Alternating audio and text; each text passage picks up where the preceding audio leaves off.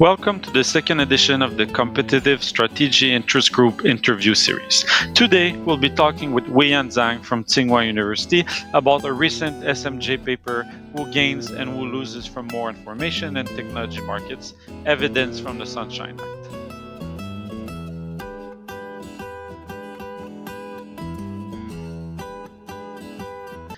Hi, everyone. A very warm welcome on behalf of the Competitive Strategy Interest Group of SMS. This is our second edition of the interview series, and in this series, we're inviting authors of recent SMJ publications to have a brief chat on their work. And we're doing this with the hope that this is going to help stimulate more interest in academia and in the industry about strategic management research. For our second interview, we're very lucky to have with us Prof. Huiyan Zhang. She graduated with a PhD in Public Policy and Management from Carnegie Mellon University in 2023. She is now an assistant professor in the School of Economics and Management at Tsinghua University in Beijing. In her research, she is interested in the economics of innovation, especially with a focus on intellectual property rights and markets for technologies. So welcome, Huiyan, and thank you so much for agreeing to doing this interview with us. Do you want to say a few words before we begin? Yeah, thank you so much, Marty and Deptano. This is a great opportunity for us to really say something, and advertise our paper. I think, first of all, I would like to thank all my co-authors, Lee Branstetter, Raffaele Conti, and Samir Mamadehussene. So Lee and Raffaele were my advisors when I was a PhD student, and I have learned a lot from these projects by working with them. Their guidance was very, very valuable for me, and these are very great guidance for me. And this paper actually was first initiated in 2018, so it's and to be successfully published it in 2023. It's almost 5 years. It's a long journey. So I just many thanks to my advisors and my co-authors. Great. So moving on to discussing your paper published in SMJ in 2023, titled Who Gains and Who Loses from More Information and Technology Markets, Evidence from the Sunshine Act. And then this is a joint paper with Lee Branstetter, as you mentioned, and also with Raffaele Conti and Samir Mamadehussene. So now let's start delving a bit deeper into how you developed the paper. Okay. So would you be willing to briefly talk to us a little bit about the context and the empirical setting? So for example, what is the Physician Payment Sunshine Act? And so what are some of the key details about the relationship between physicians and medical device firms when they collaborate on R&D projects? Okay, no problem. So the Physician Payment Sunshine Act was actually part of the Obamacare, and that act was first enacted around 2010 and finally taking effect in 2014. So the main purpose of this act was to make the financial relationship between the physicians and pharmaceutical and medical device companies transparent to the public. So basically, this act required all the pharmaceutical and medical device companies to really disclose any financial transactions with physicians that are above $10. So that's basically covered everything they pay to the physicians. And the disclosed information includes a lot of information such as the names of the physicians, their affiliations, the purpose of the payments, and of course, how much they pay to the physicians. And so since 2014, basically every year, the pharmaceutical and medical device companies, they need to submit this information to the CMS, which is the Center for Medicare and Medicaid Services. This is a government agency tracking all this information and release this information each year online. So have a pretty organized website with all this data available for download and search. So basically the public could just go to their website and search for this information using the names of physicians or the names of the hospitals or the names of medical device companies, and then they will know like who paid whom how much money for what purpose. So like it has been a long tradition that physicians have very close relationship with the medical device companies. So the most important reason is basically that the physicians are the crucial end users of the products provided by the medical device companies. So they basically represent the demand side for these companies, not the patients themselves. So that is basically the major reason why the medical device companies, they basically allocate a lot of resources to try to maintain a good and close relationship with the physicians, such as to provide them guidance, help, or even sponsor some training sessions for these physicians. And more importantly, during all this process, these medical device companies, they learn from these physicians, not just about the quality of their existing product, also learned about the potential market opportunities. So in summary, I think the collaboration between the physicians and medical device companies is a very long-standing and quite natural kind of bond, but it is also like raises a lot of concerns from the public. So this is basically the basic context of this paper.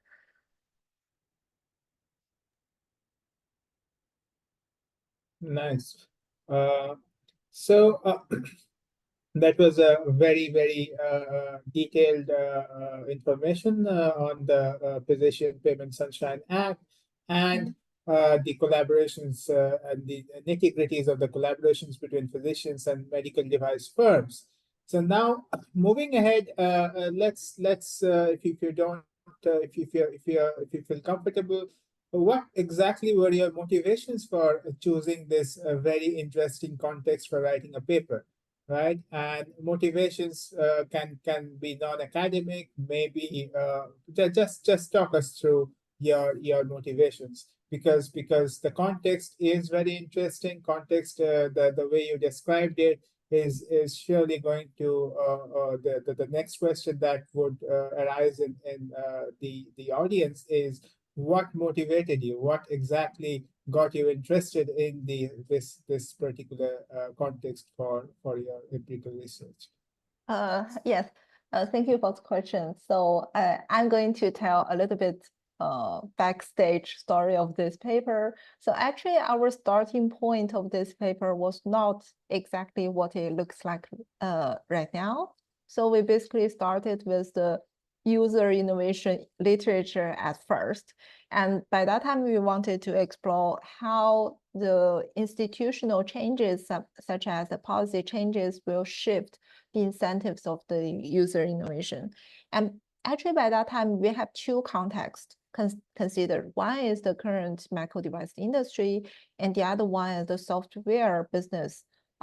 We are going to focus on the innovation of for example, the open source software.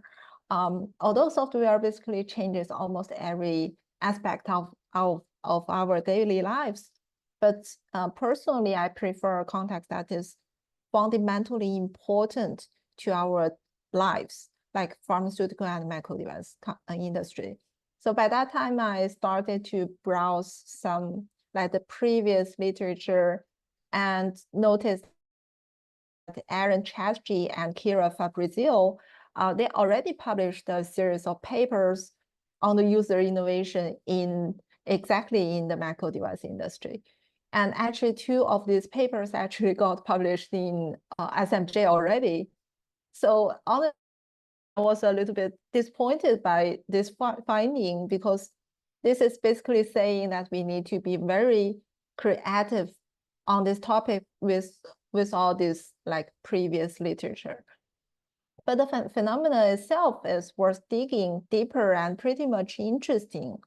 So as I said, the close bond between the physicians and medical device industry is quite natural. So it, of course, has the downside. So for instance, the physicians will likely be like biased by such type of relationship, which will threaten their their medical judgment. And this is exactly the key rationale underlying the Physician Payment Sunshine Act. But the other side of such type of relationship is that the close bond between the firm and physicians actually brings about a lot of innovations. So the physicians provide the ideas and collaborate with medical device companies to make their innovative idea commercialized. So from the perspective of the market for technologies or market for ideas, this is an efficient arrangement, right? So the Sunshine Act will potentially undercut this kind of natural bound. So actually, Tragedy and Fabrizio, in their paper, they discovered that the interventive efforts by the government to make such ties more transparent did potentially decrease the innovation outputs in this industry. So in this project, I want to dig deeper to see if there is any heterogeneity of physicians facing the potentially negative effect of the transparency policy. And at the same time, I also noticed some published articles by the physicians. They openly expressed their concerns about the consequences of the Sunshine Act and also their reluctance to continue their collaboration with the medical device companies. But these physicians are mostly achieved and famous one. So a very natural thought just came out to me, which is that how about those newly graduated physicians for which a collaboration opportunity to work with renowned medical device companies might still be quite attractive to these physicians despite the potential threat of being disclosed, right? So this kind of heterogeneity is also theoretically interesting in the sense that we always assume that many market dysfunctions actually stem from lack of information, especially in the market for ideas. But is a complete transparency always good for the market transaction? So the effect might still depend on features of the market participants, right?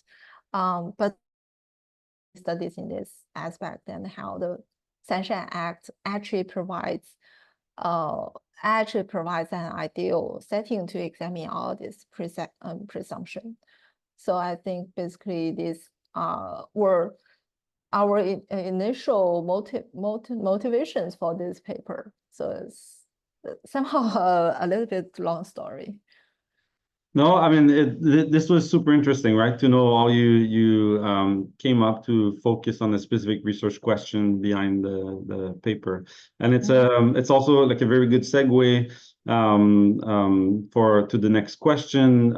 So in the paper, you build on the research on markets for technologies, and you highlight more transparency in terms of the information available to parties to a transaction.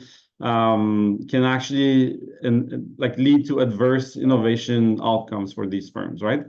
That are active in the market. So could you talk us through this and then explain a little bit the counterintuitive argumentation that you introduced in the paper, and then maybe also sort of talk to us about how you bring in the repugnance literature. Yeah, of course. So actually the markets for technologies literature, it's a relatively small literature, but it actually stems from a group of economists who really work on innovation, like Ashish Arora, Alfonso Gambardella, Joshua Gans, Scott Stern. So actually, by that time, I took a PhD. I was taking a PhD seminar course on economics of innovation led by Ashish Arora and Wesley Cohn. So they provided a course from Duke. So that was in my second year of my doctoral study. And by that time, I just started this project. So this literature was actually the first one, the first one coming up to me. And it also fit well with the context in the sense that the physicians really serve as the idea sellers. If you imagine this as a market for ideas, that someone sell their ideas and someone just buy the idea and commercialize them, right? So in this context, the medical device firms will be the buyers and the physicians will be the idea sellers. But actually to publish in top journals, you always need to say something very new, very novel. So I literally went through all the seminal readings in this literature and found out that the repugnance argument not only fitted well with the context, but also did not draw much academic attention yet. So the idea is quite novel as well. Mainstream thinking would say lack of information on participants and transactions is like one major friction that leads to market failure, such as like lemon market issue, principal agent problem, to name a few, a lot of dysfunctions. And some recent development also holds the counterintuitive argument like ours, that too much information might not be a good thing. But actually in this special literature, of market for ideas, I do not see much discussions regarding this counterintuitive argument. And also information plays a very important role in this specific type of markets. So this is quite clear gap in this literature. So Alvin Ross, he is a HBS affiliated economy, has a well-written review article on the repugnance as a constraint on markets, which was published in Journal of Economic Perspective in 2007. So he basically summarized this repugnance phenomena as there may be willing suppliers and demanders of certain transactions, yet there might be some aversion to those transactions by others, may constrain or even prevent these transactions. So basically different markets have different types of realization of this type of repugnance issue.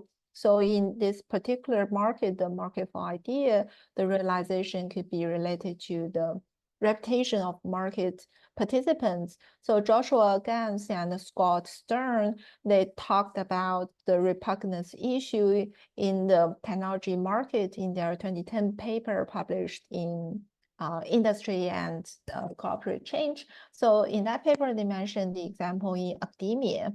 So the free exchange of the knowledge and ideas is generally the norm. So any research collaboration with the for-profit companies might be viewed with suspicion by academic researchers, institutions, and colleagues. So like if someday I have this opportunity to like be paid a lot of money by some like renowned company to do some projects, maybe I will my colleagues will have some doubts on my work, whether or not I represent their profits, right? So this is exactly the repugnance problem in this market. So therefore, building on this literature and some intuition, our arguments are fairly simple. So we basically argue that different types of market participants, they react differently to more information disclosure.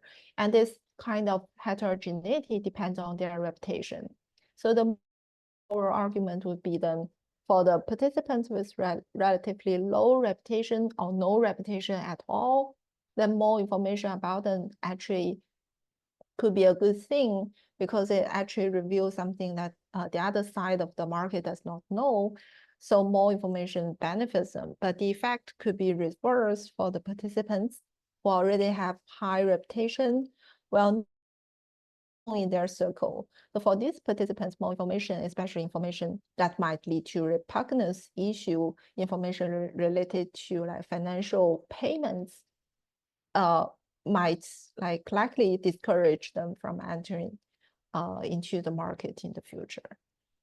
So basically, this is the literature and how this counterintuitive arguments came from, and also the repugnance issue literature. Yeah. Great. That was again a very elaborate description of the literature and how and a very succinct and precise as well elaboration of the repugnance literature and tied to it how you built your logic. That's really very helpful. But now since this is an empirical paper at the end of the day, if you could be great if you could introduce the data set used in the study and just talk us through if there are features of this data set that made it particularly suitable for this specific study. Like you talk about some data that is openly available from the Medicare, Medicaid website, if I'm not mistaken. Talk us briefly about these things and also about the event date and how you utilized it to assess the validity of your theorization. Okay. Thank you for the question. So, ideally for our theoretical argument, we would need a data set that really tracks the idea transactions between the firms and the physicians, and also before and after the Physician Sanction Act, before and after the information was reviewed. So actually, this data released by the CMS, as you mentioned, the data openly available from the Medicaid and Medicare should be great for this purpose, except that it only tracks what really happened after the Sanction Act. So we will not be able to really compare the changes before and after, and that is very vital to our argument. So therefore, we actually adopted the common approach used in this literature and track the collaboration between the medical device firms using their patenting records. So basically, we identify a collaboration if the medical device companies patented with an external physician. So we fully acknowledge that the patent records actually do not cover all the collaborations, but this is the best we can get. And also considering the patents actually play a vital role in protecting innovations in the medical device industry. So using patent records should give us a reasonable, good coverage of the collaborations between firms and physicians.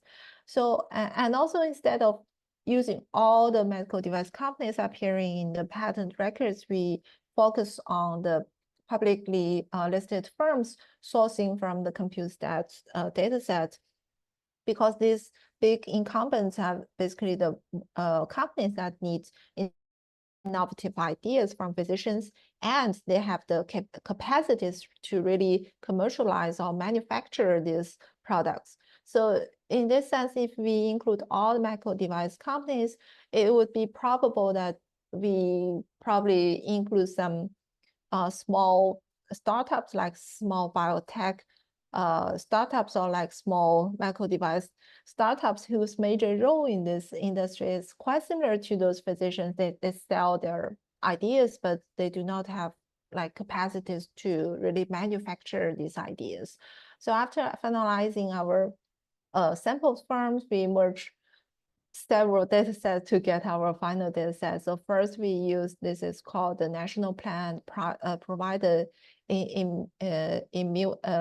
Enumeration System, also called the NPPES data set. This is also a public data set. I think it's also provided by the Medicare, some like a government agency. So this set basically provides the physician's basic information. And we use this to match with their patent records to identify the patent inventors. And we also use the FDI's public data to track the new products made by the medical device products, and also to track the product recalls by the sampled firms. So because we use this as a measure for the firm's reputation. And finally, we also track the paper publication records of the sampled physicians using the PubMed dataset as an alternative measure for their reputation. So the final dataset, like after merging all these datasets, we include around 3,712 physicians. This is a panel data ranging from 2005 to 2018. And also hiding on the event dates, we fully consider the time lag between the act being enacted, that was in 2010, and taking effect that was in 2014. So the medical device companies and physicians might already change their collaboration strategy after they heard about the Sunshine Act in 2010. So we basically have two event dates. And actually the collaborations, indeed, they started to decline after 2010. So this is about the event dates. Actually, we have done some analysis on using the CMS dataset. That was a very good dataset. But that because that dataset was after the event, so we basically those set of analysis we did not really include into the final paper. Yeah, so this is basically about the data and the data set. Thank you. So could you say a few words about the empirical strategy in the paper that you used to sort of test the mechanisms that you described before? And then did you encounter any challenges in terms of developing the empirical strategy? Yeah. So thank you. So we basically proposed two mechanisms in the theory part. One is the publicity effect, the other is reputation effect. So I have talked a lot about the reputation effect, which basically is the repugnance problem, that the idea sellers will be reluctant to sell their ideas to medical device firms after because they are worried about the negative effect, right? But on the other side, on the other hand, we also propose the publicity effect, which basically follows the mainstream viewpoints on the information disclosure, that more information makes you known, so more medical device companies will likely approach you for innovation ideas.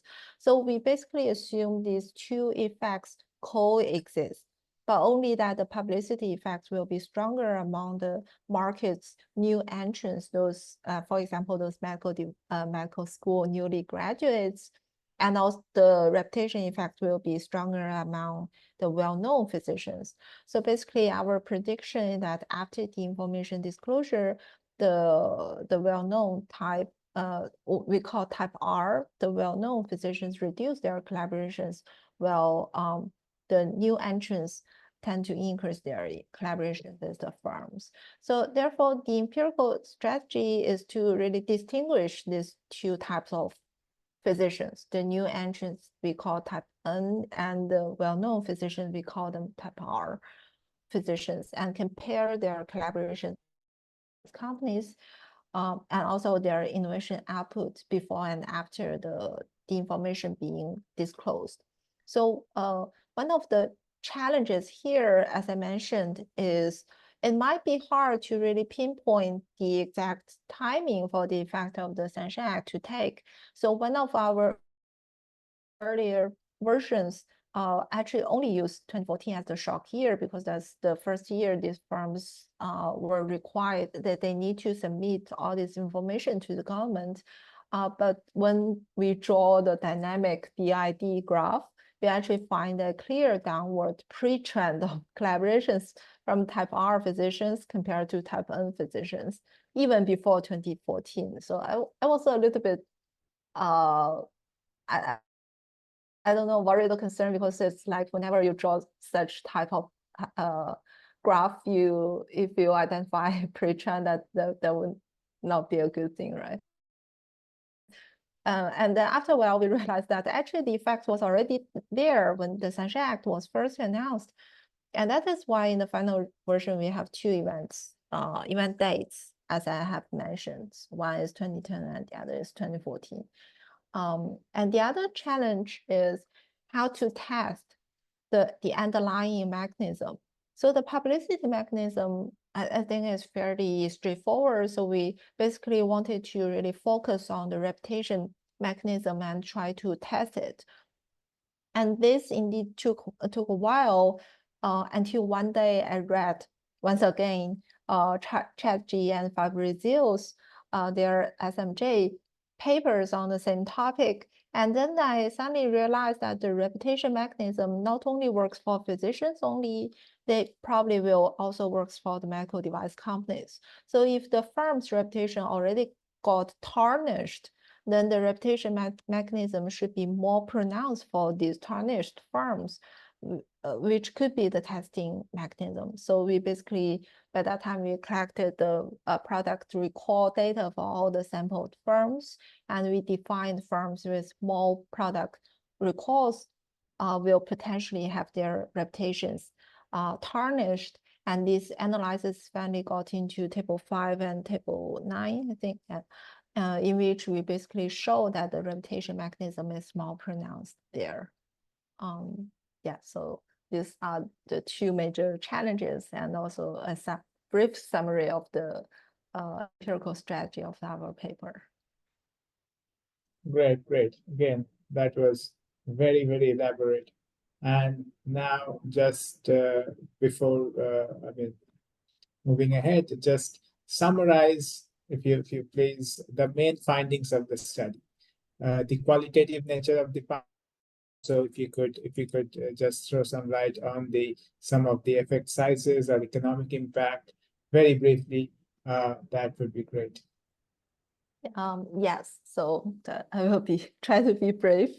So the most important finding is that the Sunshine Act indeed encouraged more collaborations between the new entrant, the type N physicians, those physicians that are new to the market.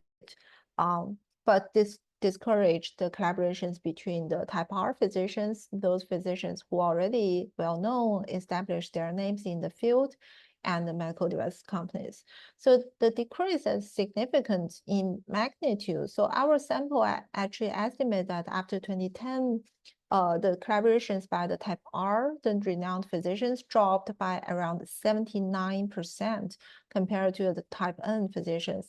And this is a large drop, but of course it actually captures both the decreasing effect on the type R physicians and also an increasing effect on the type N physicians.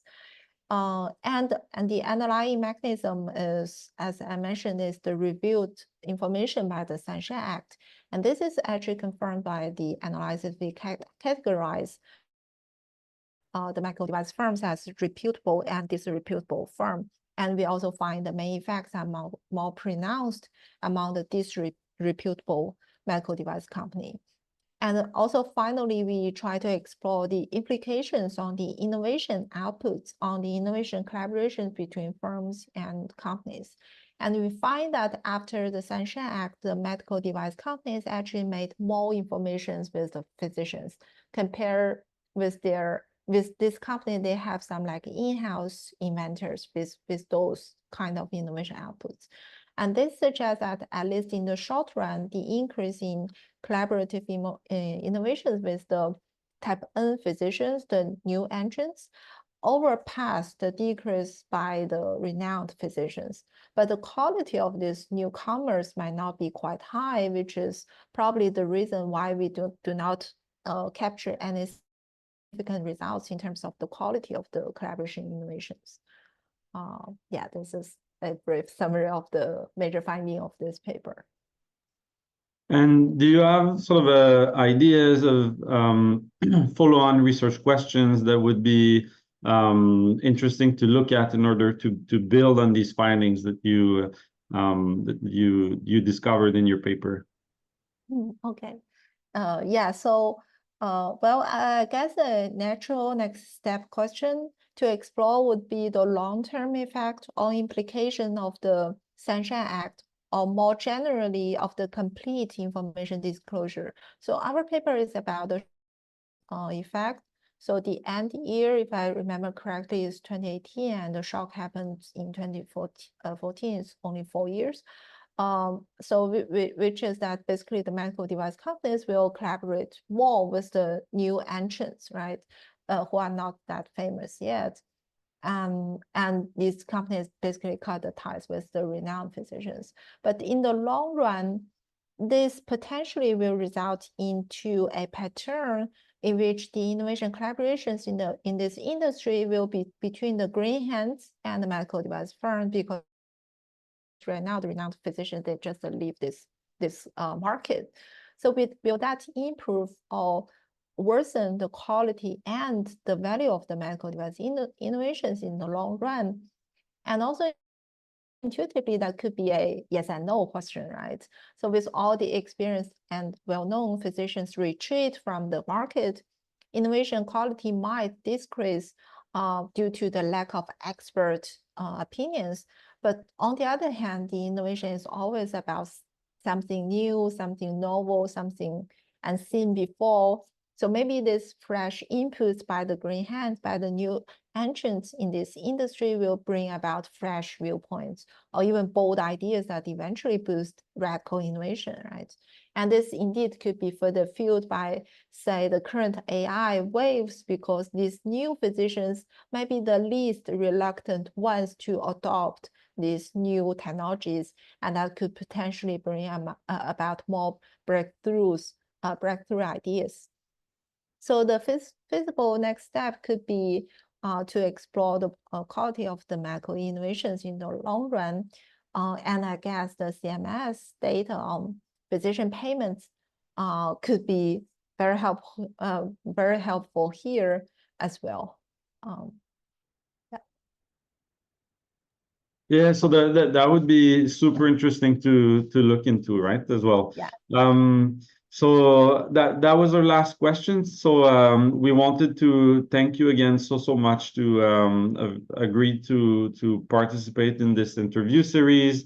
It was thanks for sharing all of these insights and to how you developed the paper and the background story. And we were both really interested in this sort of counterintuitive finding that you have in the paper, that more like access to more information might actually be detrimental for firms and active in the market, right? So thank you so much for joining us to discuss the paper.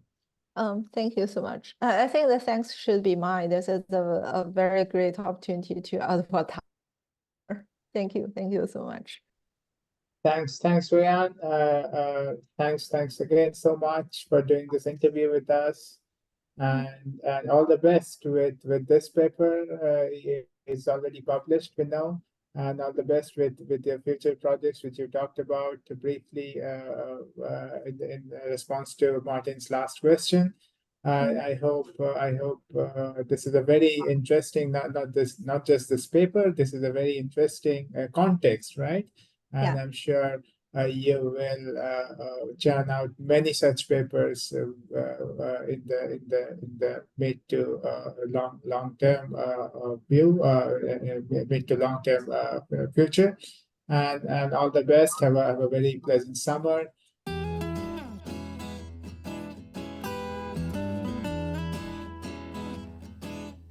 Thank you for joining us today.